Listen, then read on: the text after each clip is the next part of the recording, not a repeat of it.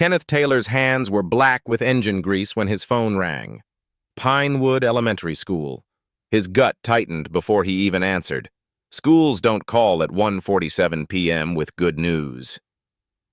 "Mr. Taylor, you need to come immediately. Jennifer collapsed." The drive should have taken 15 minutes. Kenneth made it in 8, his Harley screaming through residential streets. What he found when he burst through those clinic doors would shatter every assumption about the people trusted to protect his child. His 9-year-old daughter sat on the cold floor, clutching her throat, lips swollen, gasping for air. And 10 feet away, the school nurse stood with her arms crossed, watching her suffocate, doing absolutely nothing. What happened next brought 200 Hell's Angels to that school's doorstep, but they didn't come with fists. They came with something far more powerful, and the district would never be the same. Welcome back to the channel. If you're new here, hit that subscribe button because stories like this, stories about ordinary people fighting broken systems, these are the stories that need to be told. And trust me, you won't believe where this one goes. The clinic at Pinewood Elementary smelled of antiseptic and institutional fear, the kind of place where beige walls and fluorescent lighting conspired to make emergencies feel routine. The lunch period had ended an hour ago. Most students were back in class. But in the small nurse's office, a crisis was unfolding that should never have lasted more than 60 seconds. Jennifer Taylor, 9 years old, with her mother's hazel eyes and her father's determined chin, sat on the cold linoleum floor. Her back pressed against the wall, her small hands clutched at her throat. Her lips had begun to swell, taking on a frightening purple-gray hue. Each breath came shallow and labored, a wet wheeze that should have sent any medical professional into immediate action. Her backpack lay beside her, unzipped. Inside, clearly visible, was the bright orange emergency medical pouch her father had sewn into the lining himself. 2 EpiPens, glucose tablets, her insulin kit. Everything she needed to survive a medical emergency. Everything she needed and couldn't reach.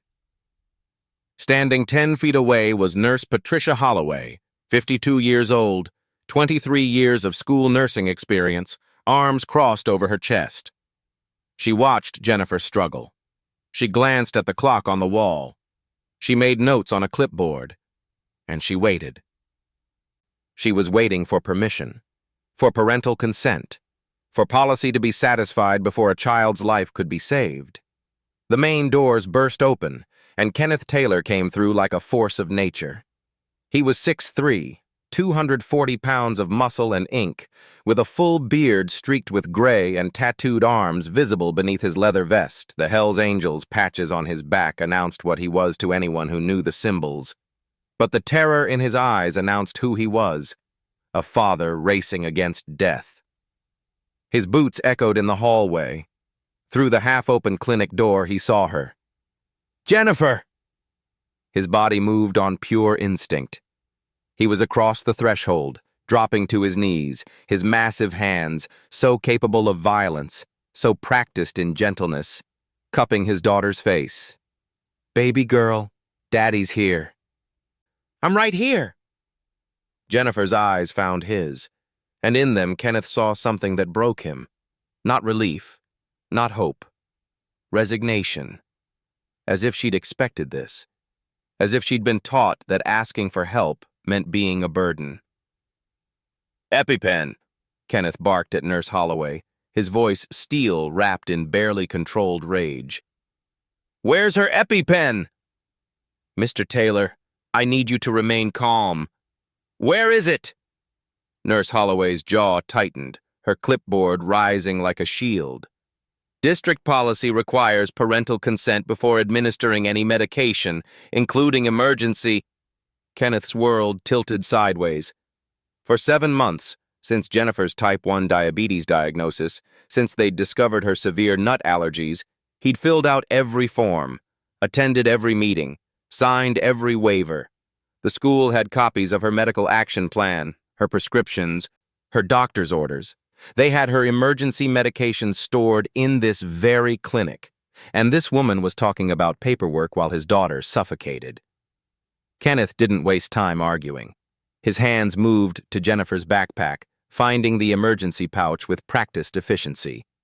The EpiPen was there, bright orange, clear instructions printed on the side. His wife Sarah had been a paramedic before she died 3 years ago. She'd trained him for this exact moment, made him practice until the motions were muscle memory. Hold still, Jenny. 1 second of hurt, then you're gonna feel so much better. The injection was quick, professional. Kenneth had practiced this scenario 50 times in their kitchen using an expired trainer pen and an orange. Now, watching the color slowly return to Jennifer's face, watching her breathing ease from desperate gasps to steady draws, he felt the adrenaline crash hit him like a physical blow. But the rage, the cold, focused rage that would bring 200 Hell's Angels to this school, that was just beginning to build. He looked up at Nurse Holloway, who had taken 2 steps back, her face now pale with the belated realization of what she'd almost allowed to happen. "How long?" Kenneth's voice was barely above a whisper, but it filled the room like distant thunder. "How long was she sitting there before you called me?" "Mr. Taylor, I assure you I followed proper protocol." "How long?" The nurse's clipboard trembled. 12 minutes. 12 minutes. Let that sink in for a moment. 12 minutes, a 9-year-old child sat suffocating while a trained medical professional watched. If that doesn't make your blood boil, I don't know what will. Drop a comment and tell me, would you have kept your composure in Kenneth's position? Because what he does next will surprise you. 12 minutes. His daughter could have died in 12 minutes. Would have died if he'd been any farther away, if traffic had been heavier, if he'd hesitated even a moment longer. Principal Meadows appeared in the doorway, drawn by the tension crackling through the hallway. "Mr. Taylor, perhaps we should discuss this in my office where we can—" "Call 911, Kenneth interrupted, still cradling Jennifer against his chest. "My daughter needs to be evaluated at the hospital. Now." "That won't be necessary.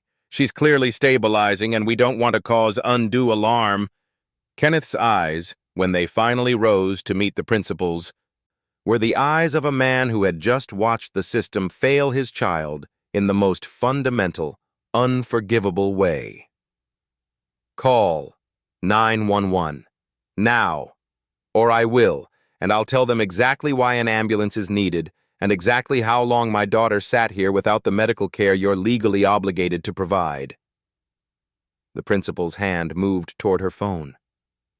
Kenneth returned his attention to Jennifer, pressing his lips to her forehead, feeling her pulse steady beneath his palm. "You're okay, baby girl.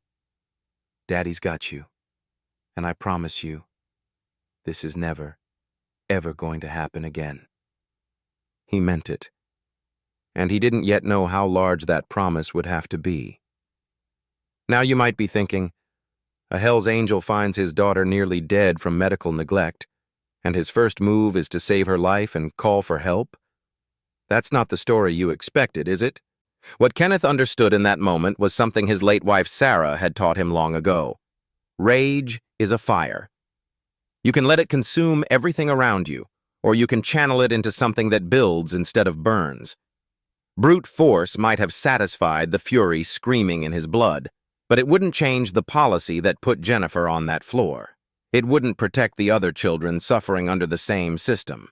It wouldn't honor Sarah's dying wish that their daughter grow up knowing her life mattered. To truly protect Jennifer, to truly keep his promise, Kenneth would need something far more powerful than fists. He would need the truth. He would need evidence. He would need his brotherhood. And the truth, as he was about to discover, ran far deeper than one nurse's negligence and one school's bureaucratic failure.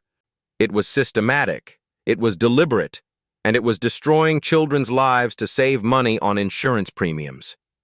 Kenneth Taylor was about to go to war, but the battlefield wouldn't be a schoolyard. It would be a school board meeting, and his weapons wouldn't be chains and fists. They would be medical records, legal precedents, and 200 Hell's Angels standing in silent solidarity, each one a parent, a survivor, a protector who understood that some promises are worth everything. The system had failed his daughter. Now the system would answer for it. The emergency room released Jennifer at 11:47 p.m. with instructions to follow up with her allergist and strict orders to avoid school until a safety plan was in place. Kenneth carried her to the truck, her small body curled against his chest. Already asleep from exhaustion and the antihistamines still working through her system.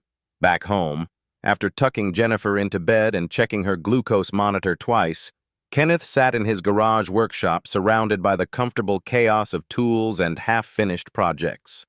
The carburetor he'd been rebuilding that afternoon sat exactly where he'd left it, grease still fresh on the workbench. It felt like a lifetime ago. His phone lay beside it. 200 names in his contacts. Brothers and sisters from the Hell's Angels, spanning 3 states. Mechanics and lawyers, doctors and teachers, parents and survivors. At 2 a.m., Kenneth made the first call. Marcus Hammer Stone answered on the second ring, voice rough with sleep. "K. Taylor, it's 2 a.m. Somebody better be dying." Somebody almost did. Jennifer. The sleep vanished instantly. "Talk to me."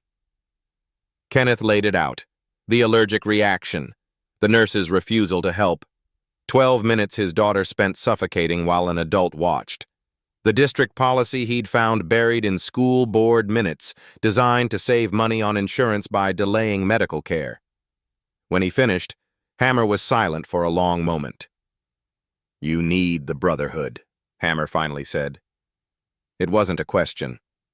"I need help figuring out what to do next. This isn't a problem we can solve with our fists, brother." "Then we solve it with our brains. Give me 2 hours. I'll make some calls." By dawn, Kenneth's phone was ringing constantly. The news had spread through the Hell's Angels network like wildfire. But the responses weren't what an outsider might expect. Dr. Rachel "Doc" Morrison called at 6:15 a.m. Emergency medicine physician, County General, Hell's Angel since her residency. "Kenneth, I'm looking at the policy document you sent. This violates basic emergency protocols and probably breaks half a dozen federal laws. I want to help." Tommy Lawbook Chen, disability rights attorney from the San Francisco chapter, called 15 minutes later.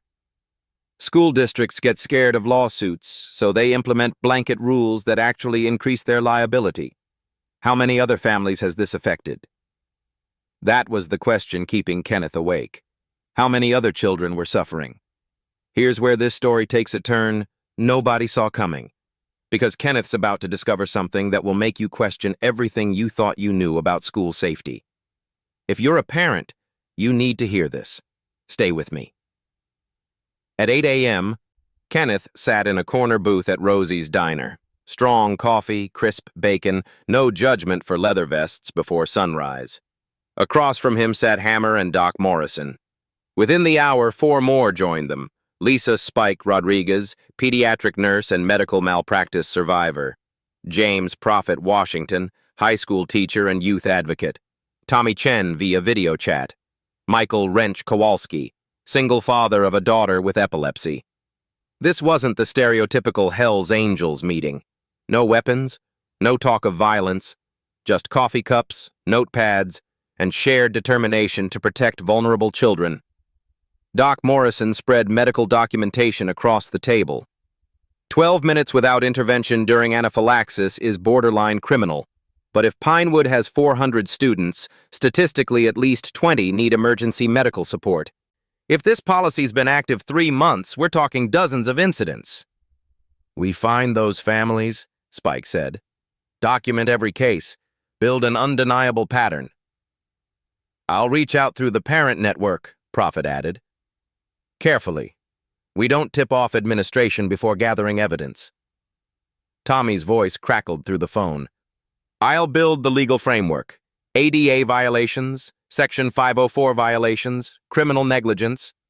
but the strongest case shows systematic institutional failure. Kenneth looked at the faces around the table. People who'd survived their own battles, now ready to fight for children they'd never met. We do this right. Evidence first, then accountability. Media comes last when we need public pressure. That night, back home with Jennifer asleep upstairs, Kenneth sat in Sarah's old rocking chair and stared at her contact photo.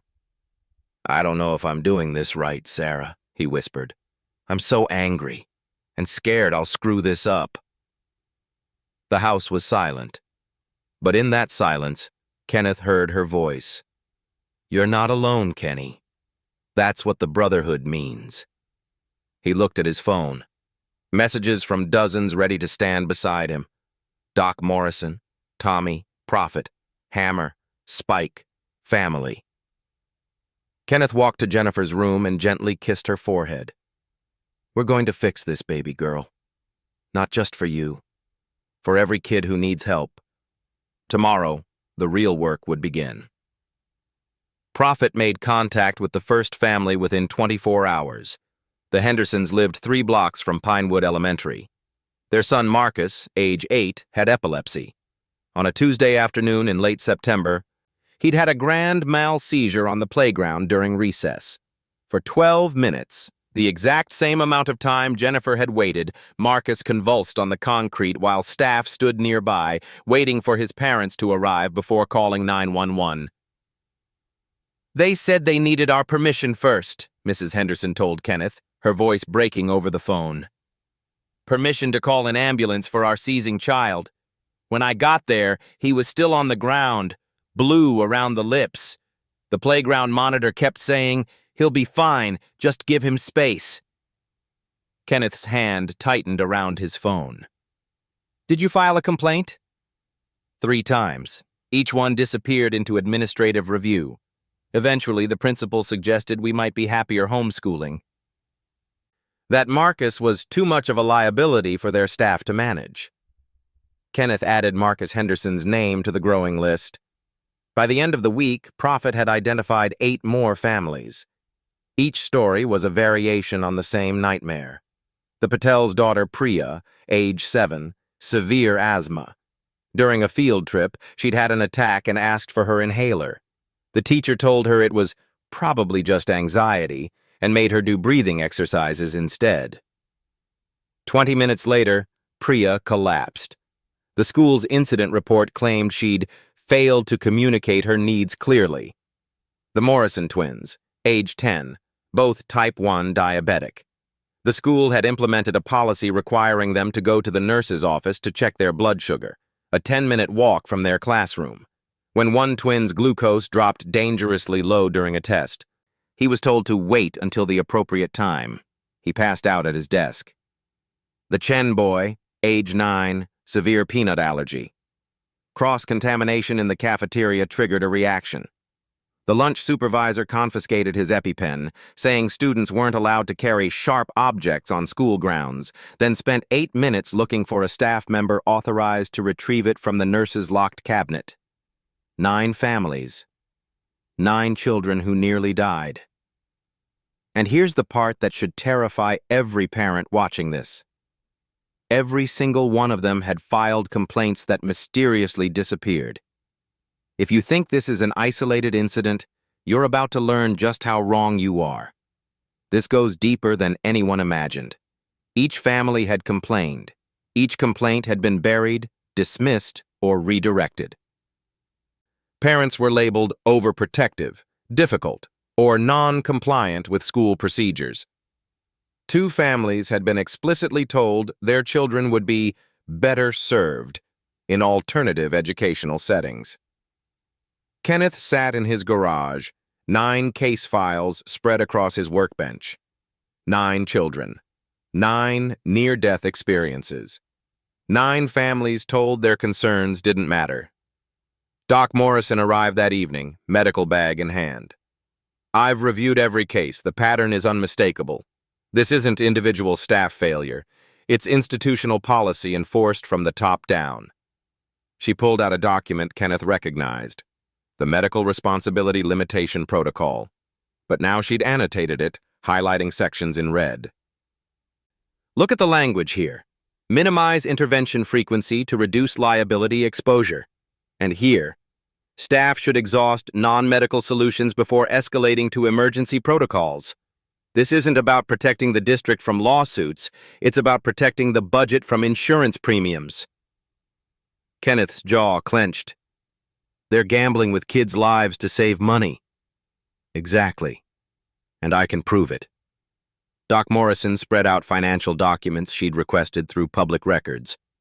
The district's insurance premiums dropped by $47,000 after implementing this policy. That's not coincidence. That's cause and effect. Hammer walked in, phone in hand.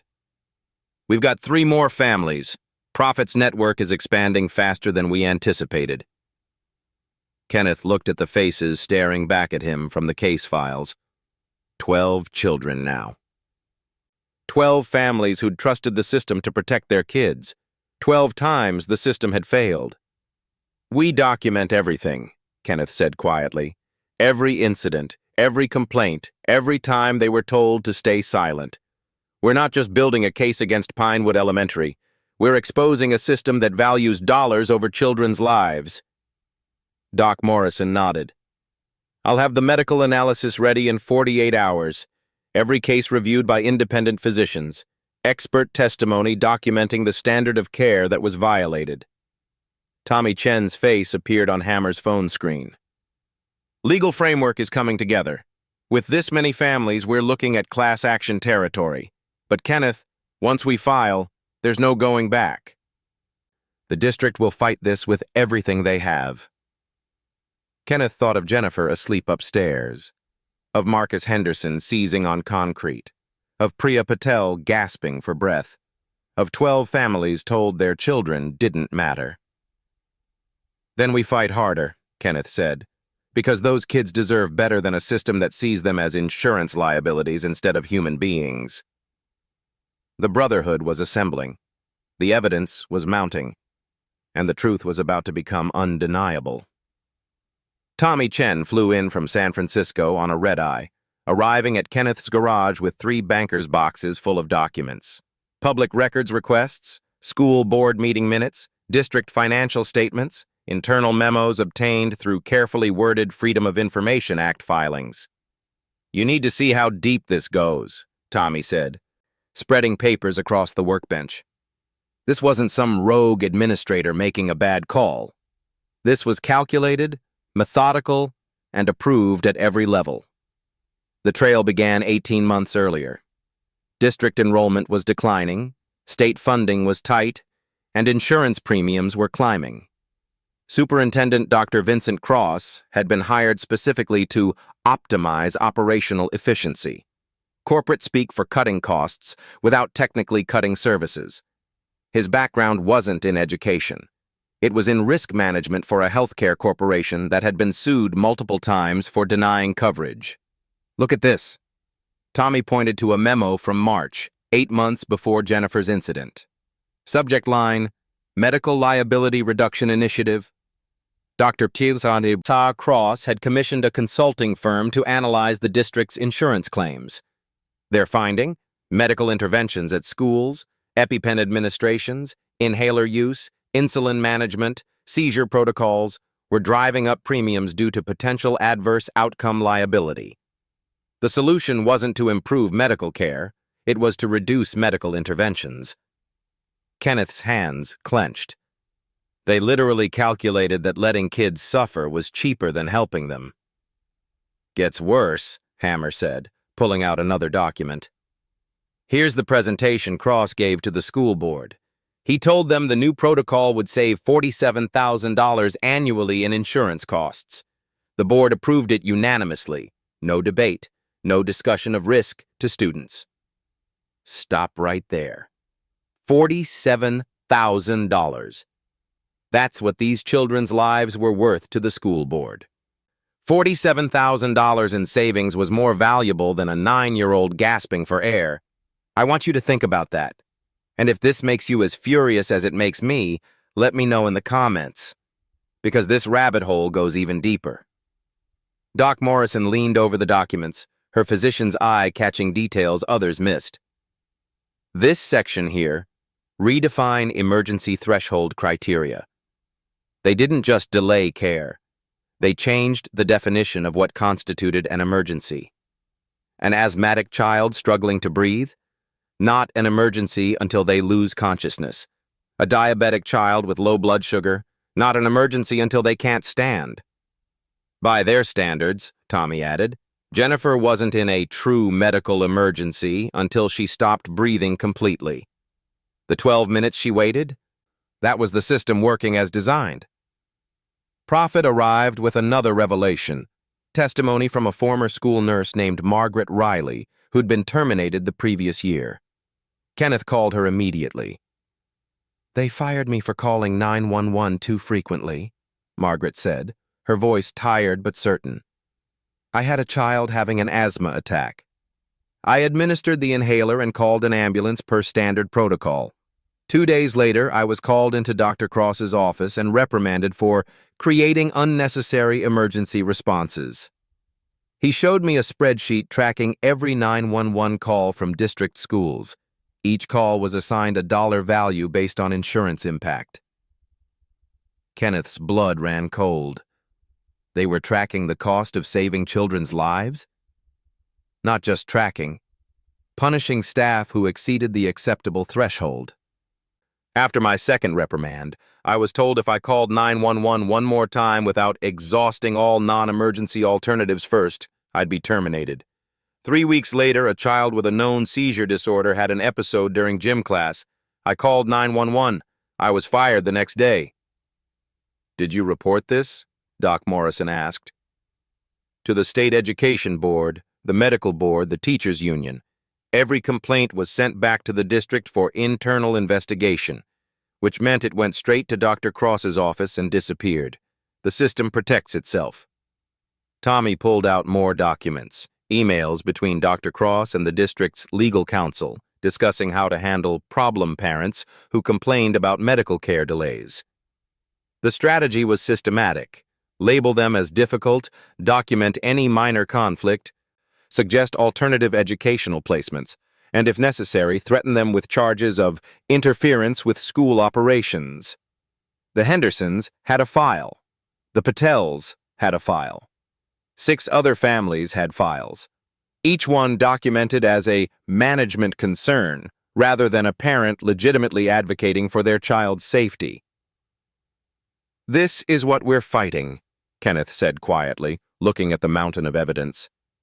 "Not incompetence, not negligence.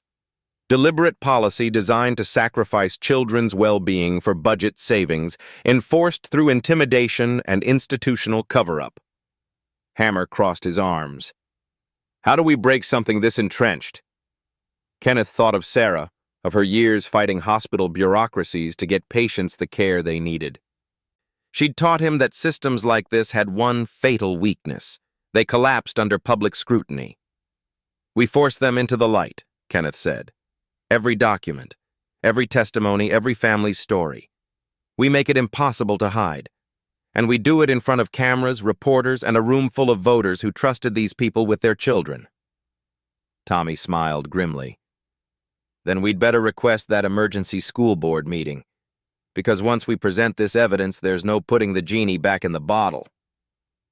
Kenneth looked at the faces around him, his brotherhood, his family, his army of truth-tellers.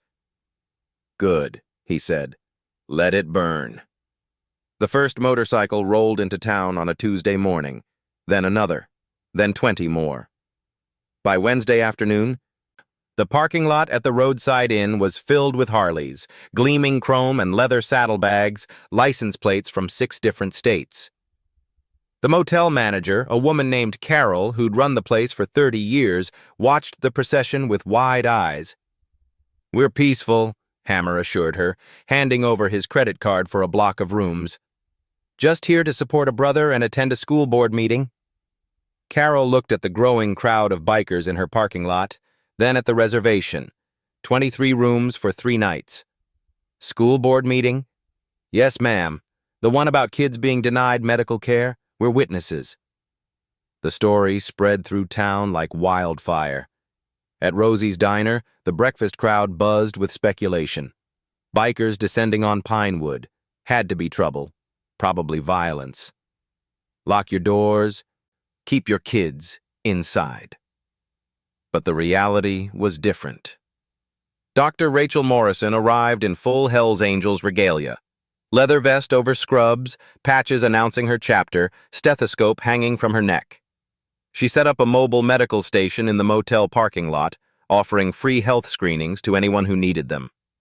Within hours, a line formed. Elderly residents checking blood pressure, parents asking about their kids' asthma medications, a homeless veteran getting wound care. "This is what we do," Doc told a confused local reporter who'd shown up expecting conflict. "We're medical professionals first. The brotherhood just means we look out for each other, and for anyone who needs help." This is the moment that changes everything, because the town expected violence. They expected chaos. What they got instead will restore your faith in humanity. And if you're still watching, drop a like, because what happens next is the reason this story went viral. Lisa Spike Rodriguez arrived with her 3 children and a van full of medical equipment. She was a pediatric nurse, yes, but also a mother who'd nearly lost her youngest to medical negligence. She spent Wednesday afternoon at the public library, hosting an information session on children's medical rights. 40 parents showed up. James Prophet Washington, the high school teacher, coordinated a community forum at the rec center. Parents of children with chronic conditions shared their stories, not just from Pinewood Elementary, but from across the region. The room was packed. Local news cameras captured everything. Tommy Chen set up a legal aid station at a coffee shop downtown, offering free consultations to families who'd been told to stay silent about their children's medical incidents. By Thursday, he'd documented 17 additional cases across the district. The community's fear began shifting to curiosity, then to something else: recognition. These weren't thugs. They were parents, professionals, survivors. Michael Wrench Kowalski, the auto mechanic with a daughter who had epilepsy, spent Thursday offering free car repairs at a local garage. When asked why, he said simply, "Because I know what it's like to be scared and broke and fighting a system that doesn't care. Nobody should have to choose between fixing their car and fighting for their kids' safety." By Thursday evening, 200 Hell's Angels had arrived. They filled motel rooms, camped in RVs at the state park, and set up tents in the lot behind Prophet's church. Each one had a story. Each one had a reason. There was Maria Steele Gutierrez, former Army medic, now a school counselor in Nevada. She'd lost a student to a preventable medical emergency and had spent 5 years advocating for better school health policies. There was David Preacher Williams, a chaplain who'd held dying children in emergency rooms and vowed never to let bureaucracy stand between a kid and life-saving care. There was Robert Doc Harrison, not a medical doctor, but a PhD in public health policy who'd written papers on institutional negligence. He brought 300 pages of research on school medical protocols and their failure rates. The local news couldn't ignore it anymore. Channel 7 sent their lead investigative reporter, a woman named Sarah Chen, no relation to Tommy, who'd built her career on exposing institutional corruption. She'd received an anonymous tip, actually from Prophet, about the medical responsibility limitation protocol. Her Thursday evening broadcast opened with footage of the Hell's Angels gathering, then cut to interviews with affected families. The Hendersons talking about Marcus's seizure. The Patels describing Priya's denied inhaler. Kenneth holding Jennifer's hand as she quietly explained what it felt like to sit on that floor, unable to breathe, watching an adult do nothing. "This isn't about bikers," Sarah Chen told the camera. "This is about children being denied medical care to save the school district money. And these families are demanding answers." The segment went viral. By Friday morning, news trucks from 3 states were parked outside Pinewood Elementary. National outlets were picking up the story. Social media exploded with hashtags, Hashtag justice. For Jennifer, hashtag guardian hearts, hashtag protect our kids. Dr. Vincent Cross's office issued a statement. The district stands by its commitment to student safety and looks forward to addressing concerns at Monday's emergency school board meeting. Kenneth read it and showed it to Hammer. They still think they can spin this. Hammer looked out at the sea of leather vests, medical bags, legal briefs, and documentation.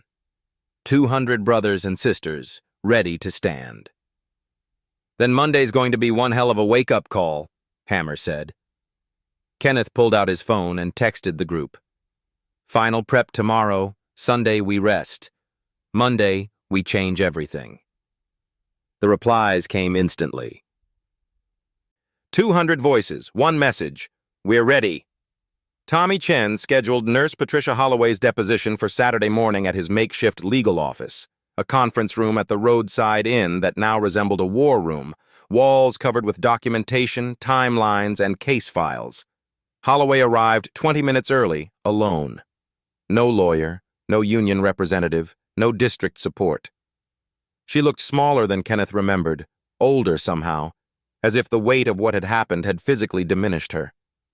She sat across from Tommy, Kenneth, and Doc Morrison. Her hands shook as she placed a worn manila folder on the table.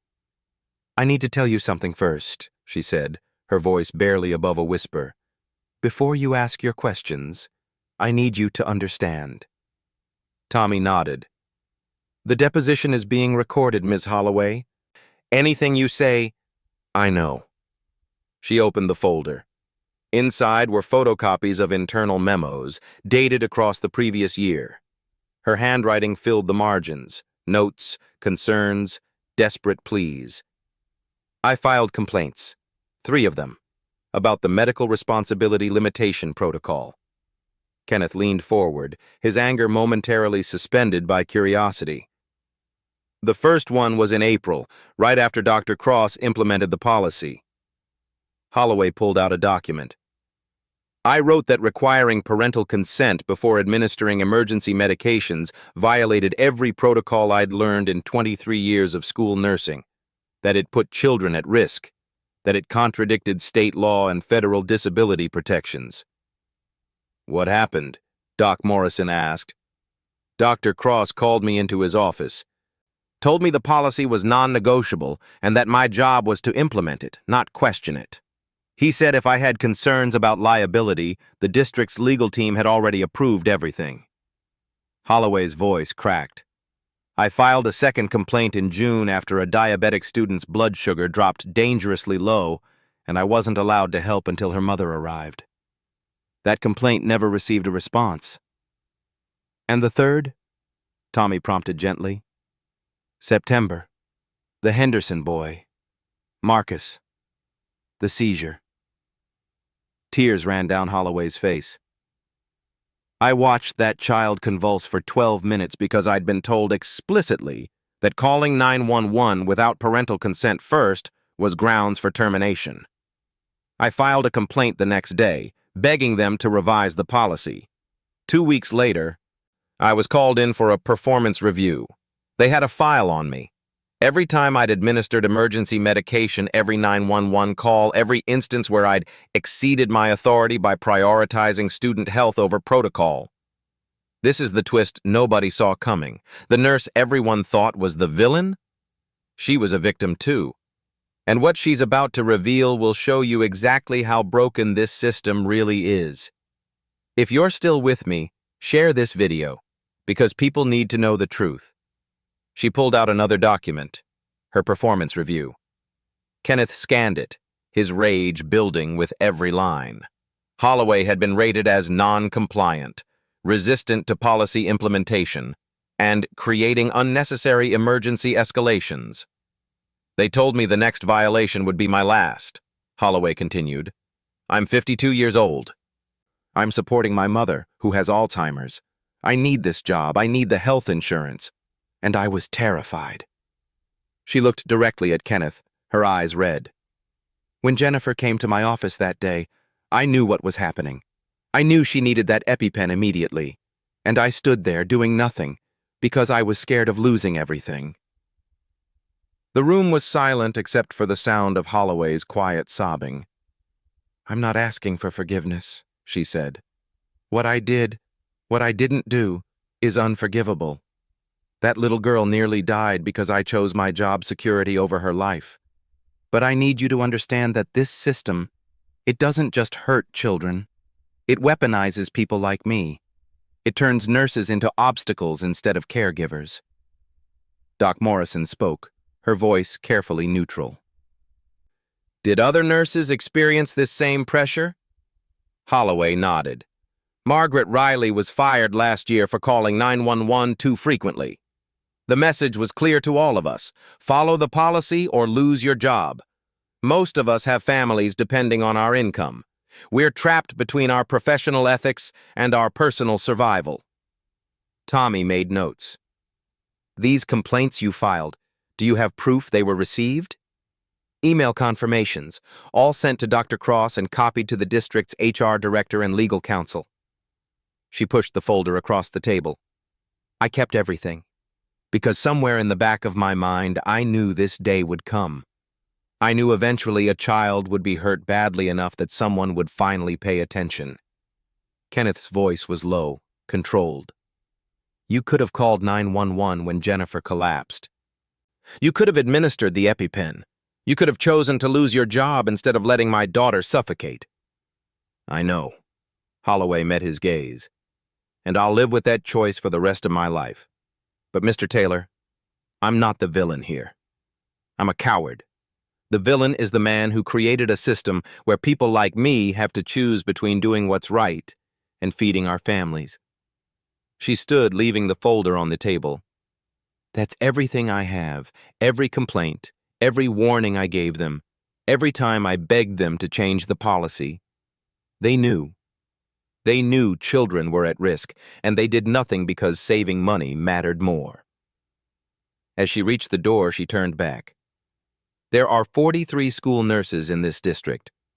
43 people facing the same impossible choice I faced. When you expose Dr. Cross on Monday, please remember that. We're not all monsters. Some of us are just scared. After she left, Kenneth stared at the folder. Evidence of a system that broke people before it broke children. She's right about one thing, Doc Morrison said quietly. Cross is the architect, but the system itself is the weapon. Tommy nodded. Which means on Monday, we don't just take down one superintendent. We dismantle the entire structure that allowed this to happen. Kenneth thought of Jennifer, of the fear in her eyes when she'd confessed the previous incidents. Fear that had been taught to her by adults who were themselves afraid. Then let's make sure no one ever has to be this scared again, he said. Sunday morning, Kenneth woke Jennifer early. She'd been quiet since the news cameras arrived in town, watching from their living room window as the world learned what had happened to her. We don't have to do this, baby girl, Kenneth said, kneeling beside her bed. You don't have to go to that meeting tomorrow. You don't have to face those people again. Jennifer looked at him with Sarah's eyes, determined, clear, unafraid. What about the other kids, Daddy? The ones who are still scared? Kenneth's throat tightened. His 9-year-old daughter, who'd been denied care and told she was a burden, was thinking about protecting others. Then we go together, he said, and we tell them the truth. That afternoon, the Brotherhood gathered at Prophet's Church for final preparation. Not a strategy session this time, but something quieter, something sacred. 12 families sat in the pews, the Hendersons, the Patels, the Morrison twins' parents, the Chen family, 8 others, each holding folders containing their children's medical records, incident reports, and the complaints that had been buried. Kenneth stood at the front, a framed photo of Sarah in her paramedic uniform beside him. He'd brought it from home that morning, needing her presence for what came next. My wife believed that protecting the vulnerable was the highest calling, Kenneth began, his voice steady despite the emotion threatening to break through. She died doing that. And before she died, she made me promise that our daughter would always be protected, always be safe. always matter. He looked at Jennifer, sitting in the front pew beside Doc Morrison. I failed that promise. Not because I didn't love her enough, but because I trusted a system that saw children as insurance liabilities instead of human beings worth protecting. Mrs. Henderson stood, Marcus beside her. We all trusted that system. We all believed that when we sent our children to school, adults would keep them safe. Mr. Patel rose next, Priya's hand in his. Tomorrow, we take that trust back. We demand accountability. One by one, the families stood. 12 stories of negligence. 12 demands for justice. 12 voices that would no longer be silenced. Doc Morrison stood last, medical documentation in hand. I've reviewed every case. Tomorrow I'll present evidence that this wasn't failure. It was policy. Deliberate, documented, and deadly. Tommy held up the legal briefs. And I'll show them the law they broke. Federal disability protections, state medical care requirements, basic constitutional rights to health and safety. Hammer stepped forward, representing the 200 brothers and sisters waiting outside. And we'll stand witness, silent, peaceful, undeniable, a wall of protection for these families. Kenneth looked at Sarah's photo, then at the faces surrounding him, survivors, fighters, protectors. Tomorrow morning, 9 o'clock, that school board meets, he said. They're expecting this to blow over, expecting apologies and settlements and silence. He picked up Jennifer's medical file, thick with incident reports and denied complaints. Instead, they're getting the truth, all of it, in front of cameras, reporters, and every voter who trusted them. Prophet closed with a prayer, not for victory, but for courage, for the children who'd suffered, for the families who'd been silenced, for the system that needed to break so something better could be built. As they filed out into the fading afternoon light, Jennifer tugged Kenneth's hand. Daddy, is Mommy proud of us? Kenneth knelt, pulling her close. Baby girl, your Mommy is watching over us, and tomorrow we're going to honor her memory by making sure no other child ever feels as scared as you felt. Jennifer nodded, then looked at the gathering crowd of Hell's Angels, medical professionals, lawyers, and families. We're not alone anymore, are we? No, Jenny, we never were.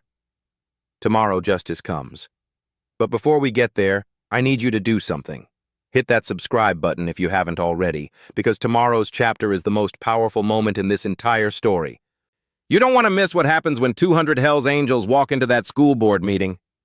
Trust me. The storm was gathering. Tomorrow, it would break. The gymnasium at Pinewood Elementary was built to hold 200 people. By 8:45 Monday morning, 400 had crammed inside.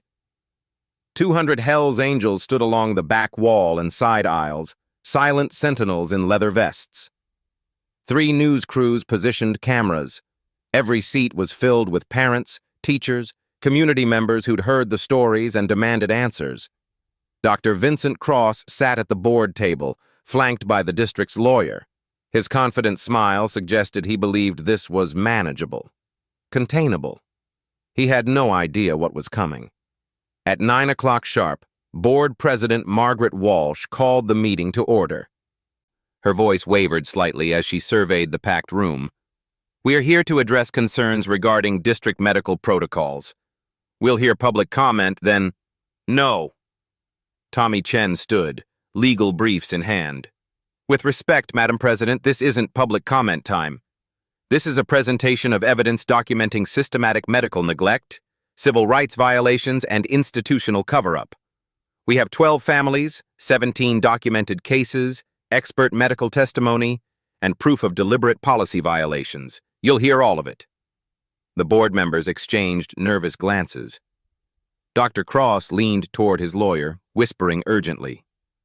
We'll proceed alphabetically by family, Tommy continued, starting with the Chens. For 90 minutes, the testimonies mounted. Parents described watching their children suffer while adults did nothing. Mrs. Henderson's voice broke, describing Marcus's seizure. Mr. Patel held Priya as she explained how it felt to gasp for air while being told it was just anxiety. Doc Morrison presented medical analysis, her physician's authority unassailable. 12 minutes without intervention during anaphylaxis. 8 minutes during a severe asthma attack. 15 minutes with a seizing child. These delays don't just risk harm, they risk death. And every single delay was caused by district policy, not medical necessity. Tommy followed with legal documentation. Federal ADA violations, Section 504 violations, state medical care statutes, and here, he held up Nurse Holloway's folder, proof that the district was warned repeatedly and chose profit over safety. This is it. This is the moment that everything changes.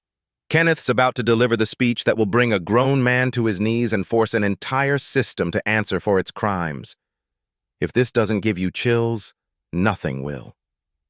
Watch. Then Kenneth stood, Jennifer's small hand in his. The room fell absolutely silent. 3 years ago, my wife died saving strangers' children, Kenneth began, his voice steady but weighted with emotion. She was a paramedic. She made me promise our daughter would always be protected, always get help when she needed it. He placed his hand on Jennifer's shoulder. Your nurse watched her suffocate, not because the medication wasn't available, not because she didn't know what to do, but because your superintendent decided $47,000 in insurance savings was worth more than my daughter's life. Kenneth's eyes locked on Dr. Cross. You look at us and see a threat. We're not here to threaten you. We're here to tell you that medical neglect ends tonight, that policy ends tonight. And if you don't have the courage to do the right thing, every person in this room, every camera, every news station, they'll make sure the world knows you chose money over children's lives. Dr. Cross stood, attempting damage control. Mr. Taylor, I understand emotions are high, but district policies require careful consideration.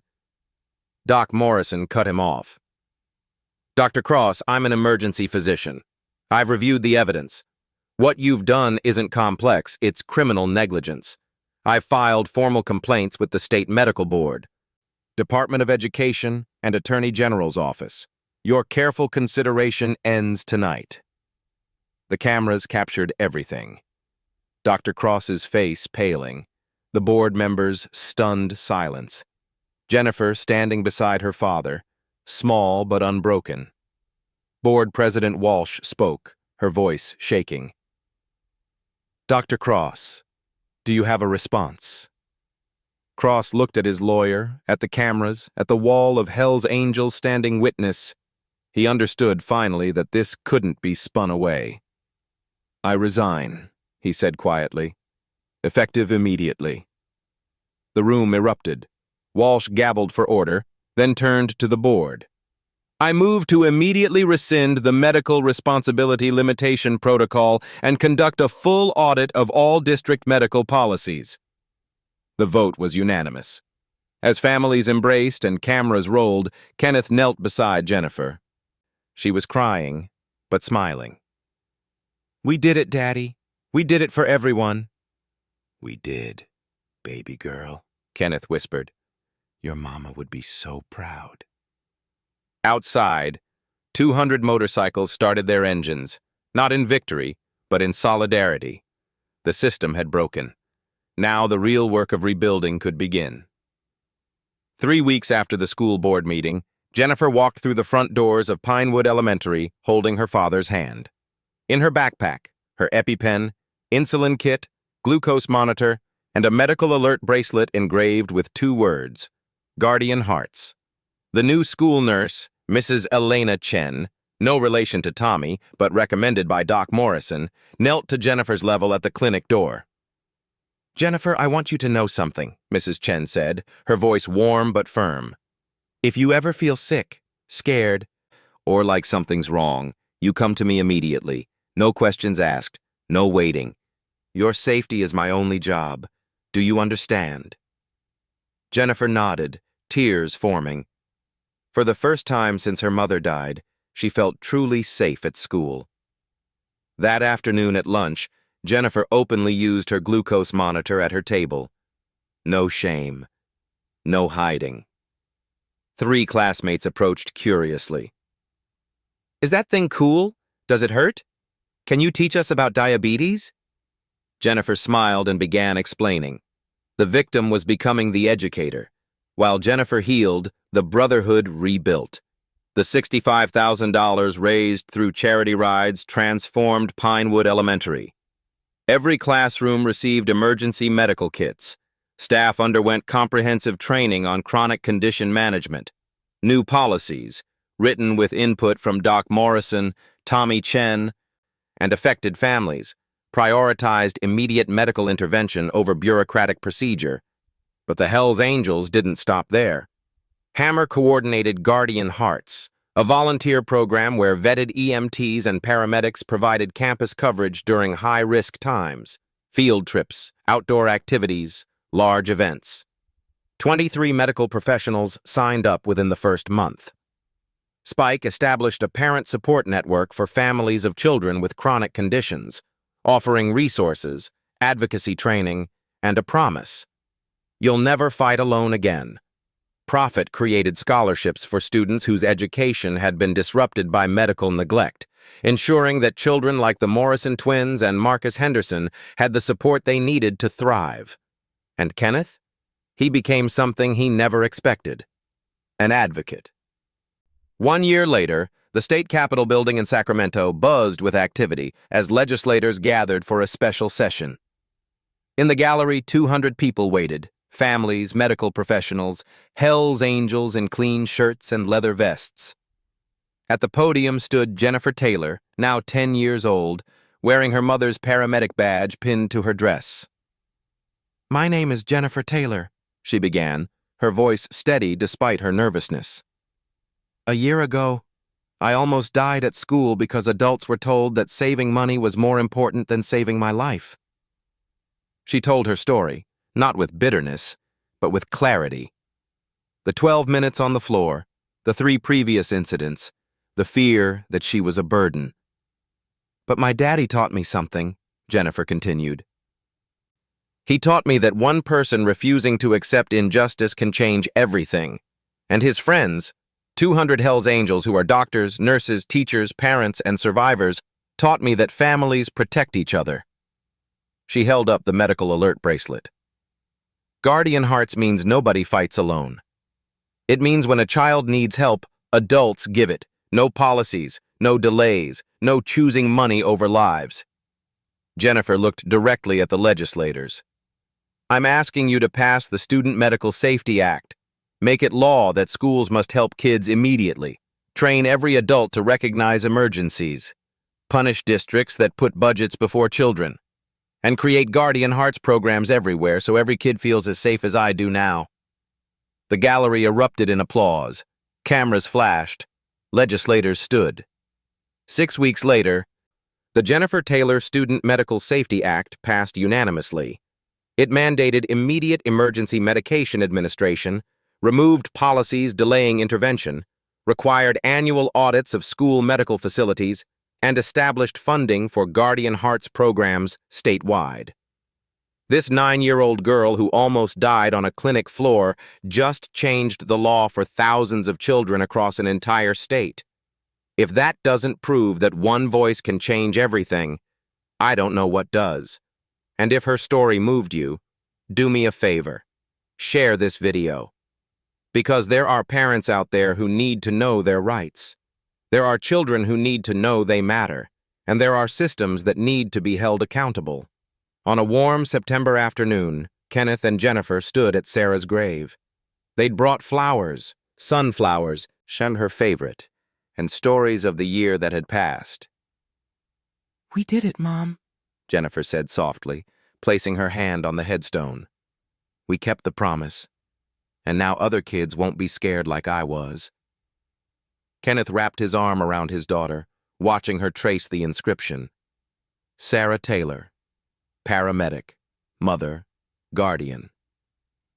"Your mama always said the greatest thing we can do is turn our pain into someone else's protection," Kenneth said. Baby girl, you did exactly that. Jennifer looked up at him. Daddy, there's a new student at school. His name is Miguel. He has asthma and he's really scared about using his inhaler in class. Can I help him? Kenneth smiled, recognizing the cycle continuing. The protected becoming the protector. The survivor becoming the guardian. Yeah, Jenny, you can help him. That's what guardian hearts do. As they walked back to the truck, Jennifer noticed a motorcycle parked nearby. A Harley with Hell's Angels patches, its rider standing respectfully at a distance.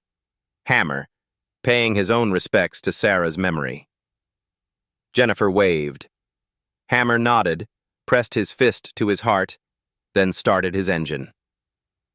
The sound rolled across the cemetery like distant thunder, like angels' wings, like a promise kept. Jennifer climbed into the truck, her medical alert bracelet catching the sunlight. 2 words that had become a movement, a law, a legacy. Guardian hearts.